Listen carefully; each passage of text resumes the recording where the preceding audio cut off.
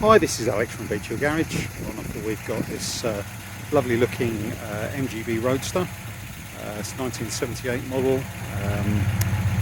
Would have been originally fitted with rubber bumpers, but has been well executed conversion to chrome bumpers. Finished in what I think is Leyland white. Quite an unusual colour for an MGB. Really suits the car, however.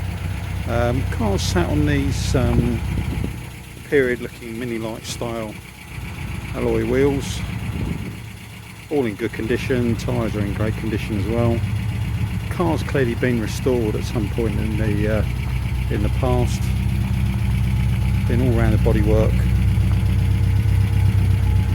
Really good solid car.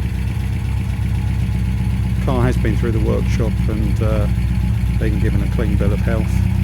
There's no all good underneath as well. As you can hear, it's ticking over quite happily. Car is up to temperature. Good oil pressure. Drives very nicely indeed. Car is fitted with overdrive as well, which makes for slightly more relaxed cruising along the motorway on fast A roads.